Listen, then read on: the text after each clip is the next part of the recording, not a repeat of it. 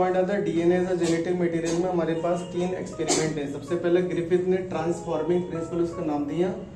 Griffith ने अपने experiment में निमोनिया कॉजिंग बैक्टीरिया को लिया और वो निमोनिया कॉजिंग बैक्टीरिया को हमने 2 स्ट्रेन में कन्वर्ट किया। 2 स्ट्रेन बैक्टीरिया है वो हमारा वायरुलेंट है। आर बैक्टीरिया से निमोनिया नहीं होगा लेकिन एस बैक्टीरिया से निमोनिया होगा। तो उन्होंने जब एस बैक्टीरिया को उन्होंने चूहे में इंजेक्ट किया तो चूहे की डेथ हो गई क्योंकि चूहे को निमोनिया हो गया। दूसरा, उन्होंने जब आर सेकंड बैक्टीरिया को उन्होंने इंजेक्ट किया तो चूहे की डेथ नहीं हुई, चूहा सर्वाइव कर गया क्योंकि आर बैक्टीरिया हमारा नॉन पैथोजेनिक था। तीसरे केस में उन्होंने एस बैक्टीरिया को हीट से किल करके जब माइस में इंजेक्ट किया तो माइस की डेथ नहीं हुई क्योंकि उन्होंने एस बैक्टीरिया को हीट से किल कर दिया। माना कि वो निमोनिया कॉजिंग बैक्टीरिया था, पैथोजेनिक था, लेकिन हीट से किल करने के बाद जब आप माइस की बॉडी में इंजेक्ट किया तो माइस की डेथ नहीं हुई। फोर्थ वाला जो केस है वो हमारा मोस्ट इंपॉर्टेंट केस है।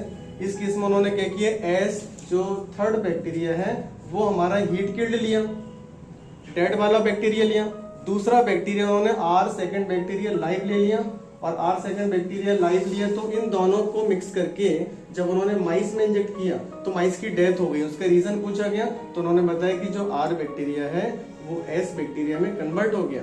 अब आर बैक्टीरिया जिसके पास म्यूकोपॉलीसेकेराइड बनाने की पावर नहीं थी, एस बैक्टीरिया के कांटेक्ट में आके उनका जो डीएनए से जो ट्रांसफॉर्मेशन हुआ, जो उसका डीएनए बदल गया आर बैक्टीरिया का। अब आर बैक्टीरिया के पास वो पावर थी जिससे बोले कि अब ये तो पैथोजेनिक हो गया, आर बैक्टीरिया पैथोजेनिक हो गया। किसकी वजह से पैथोजेनिक हुआ, एस बैक्टीरिया के कांटेक्ट की वजह से पैथोजेनिक हो गया। और जो डेथ हुई है वो किसकी वजह से हुई है, आर बैक्टीरिया की वजह से डेथ हुई। तो साइंटिस्ट ने उसको आगे फॉलो नहीं किया। उन्होंने बोला कि जो बैक्टीरिया है इसमें आपने ये नहीं बताया कि ऐसा कौन सा कंपोनेंट है जो इनहेरिटेंस के लिए रिस्पॉन्सिबल है, जिसको हम जेनेटिक मटेरियल बोल सकते हैं। तब जाके एब्रे, मैक्लियोड और मैककार्टी ने वही बैक्टीरिया लिया। कौन सा bacteria, S third heat killed वाला बैक्टीरिया लिया और उस बैक्टीरिया के एक एक कंपोनेंट को डाइजेस्ट करके उन्होंने सारी टेस्ट ट्यूब में ये चेक कर लिया कि आखिर ऐसा कौन सा कंपोनेंट है जिसकी प्रेजेंस या एब्सेंस ये प्रूव करती है आगे ट्रांसफॉर्मेशन वाले प्रोसेस को। कुछ टेस्ट ट्यूब में आर और एस बैक्टीरिया है, उन टेस्ट ट्यूब में आर और एस बैक्टीरिया में का कन्वर्जन चल रहा है। जो आर बैक्टीरिया है वो एस के कांटेक्ट में ट्रांसफॉर्मिंग कर रहे हैं, लेकिन आपने क्या किया, पहले वाले एस बैक्टीरिया का आपने प्रोटीन हटा दिया। अभी देखा आपने कि अरे इसमें तो भी आर एस में कन्वर्ट हो रहा है, मतलब प्रोटीन का कोई रोल ही नहीं था। आपने दूसरी टेस्ट ट्यूब में कार्बोहाइड्रेट एस बैक्टीरिया का डाइजेस्ट कर दिया और उसके बाद आपने ट्रीट किया तो आपने कहा अभी भी ट्रांसफॉर्मिंग का प्रोसेस चल रहा है, इसका मींस कार्बोहाइड्रेट का भी कोई वैल्यू नहीं है। आपने आरएनएस भी यूज किया, आपने प्रोटीएस भी यूज किया, अभी भी हमारा आर बैक्टीरिया एस बैक्टीरिया में कन्वर्ट हो रहा था। तो उन्होंने बोला कि ये तो कोई इन्वॉल्व नहीं। जब उन्होंने डीएनए यूज किया और डीएनए से क्या हुआ, एस बैक्टीरिया का डीएनए डाइजेस्ट हो गया। जब एस बैक्टीरिया का डीएनए ही डाइजेस्ट हो गया तो आगे ट्रांसफॉर्मेशन वाला प्रोसेस हो गया। तो यहाँ पे उन्होंने प्रूव किया DNA as a genetic material. ये हमारा बायोकेमिकल कैरेक्टराइजेशन है। अब चे एंड चेज, ये बैक्टीरियोफेज क्या है, एक वायरस है। बैक्टीरियोफेज एक वायरस है जो बैक्टीरिया को इन्फेक्ट करता है।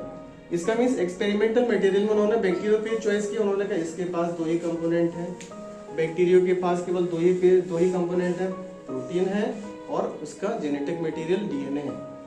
तो बैक्टीरियोफेज से जब हम अटैक कराएंगे बैक्टीरिया पे तो हमें पता चल जाएगा कि या तो प्रोटीन का रोल होगा या फिर किसका रोल होगा, डीएनए का रोल होगा। तो इसको उन्होंने इंडिकेट करने के लिए 2 टाइप के बैक्टीरियोफेज लिए। उन्होंने रेडियो एक्टिव सल्फर लिया, रेडियो एक्टिव फास्फोरस लिया, क्योंकि सल्फर जो होता है वो प्रोटीन के कॉम्पोजिशन में प्रेजेंट होता है, जो फास्फोरस होता है वो हमारा डीएनए के कॉम्पोजिशन में प्रेजेंट होगा। ठीक है। अब यहाँ पे उन्होंने जब दोनों बैक्टीरियोफेज को रेडी कर लिया, अब उन्होंने 3 स्टेप में इस एक्सपेरिमेंट को कवर किया। सबसे पहला इन्फेक्शन आता है, दूसरा हमारा ब्लेंडिंग आता है, तीसरा सेंट्रीफ्यूगेशन आता है।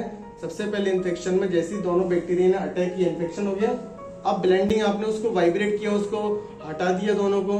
तो एक टेस्ट ट्यूब में जब आप सेंट्रीफ्यूगेशन मतलब होता है जब आप किसी भी चीज को उसकी साइज और उसकी डेंसिटी के बेसिस पर फ्रैक्शन करना चाहते हैं तो वो हमारा सेंट्रीफ्यूगेशन प्रोसेस होता है। सेंट्रीफ्यूगेशन को डीएनए को जब भी आप मेजर करोगे, D for DNA, D for density, density के बेसिस पर हम डीएनए को हमेशा मेजर करते हैं। टेस्ट ट्यूब ये है। दोनों टेस्ट ट्यूब में क्या पार्ट आता कि जब उन्होंने सेंट्रीफ्यूगेशन किया दो फ्रैक्शन हो गए, 2 फ्रैक्शन मींस नीचे वाला जो पार्ट है वहां पे डेंसिटी जिसकी ज्यादा होगी वो नीचे होगा और नीचे वाले पार्ट को उन्होंने नाम किसका दिया, पैलेट का नाम दिया, पैलेट। समझ लो नीचे वाला पार्ट हमारा कौन सा हो गया, पैलेट हो गया। और ऊपर वाला जो पार्ट है उसको क्या बोलेंगे, ऊपर वाले पार्ट को बोलेंगे सुपरनेटेंट। सुपरनेटेंट, और सुपरनेटेंट का मीन्स होता है जहाँ पे चीजें जिसका वेट कम होगा वो सुपरनेटेंट वाले पार्ट पे होगा। बैक्टीरिया और बैक्टीरियोफेज को अगर कंपेयर करेंगे तो डेंसिटी किसकी ज्यादा होगी, बैक्टीरिया की ज्यादा होगी।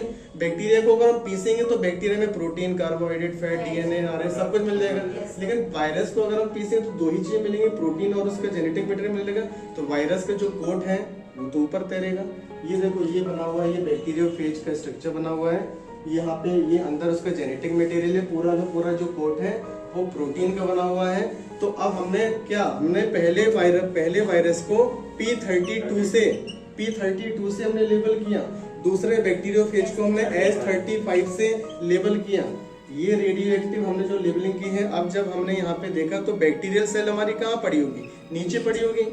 और बैक्टीरियल सेल जहाँ नीचे है वहां पे जो अपने आप को प्रूव करेगा वही हमारा जेनेटिक मटेरियल होगा, उसी वजह से इन्फेक्शन हुआ होगा। तो सुपरनेटेंट वाले पार्ट पे जहाँ पे हमारा वायरस का कोट है, तो पहली जो टेस्ट ट्यूब है वहां पे फास्फोरस ने क्या पैलेट वाले पार्ट पे अपने आप को रिप्रेजेंट कर दिया। रेडियो एक्टिव फास्फोरस ने पैलेट वाले पार्ट पे अपने आप को एक्सप्रेस किया। और जो टेस्ट ट्यूब सेकंड है वहां पे सुपरनेटेंट वाले पार्ट पे किसने अपने आप को एक्सप्रेस किया, अपने आप को एक्सप्रेस किया सल्फर ने। सल्फर किसकी कंपोजिशन में है, प्रोटीन में। तो बैक्टीरिया हमारा कहाँ पर है, पैलेट वाले पार्ट पे। इसका मीन्स इन्फेक्शन कहाँ से है, इन्फेक्शन आया है फास्फोरस से। फास्फोरस किसके पास बचेगा, डीएनए। और यहाँ पे प्रूफ होता है DNA is a genetic material. और यहाँ पे टॉपिक हमारे खत्म।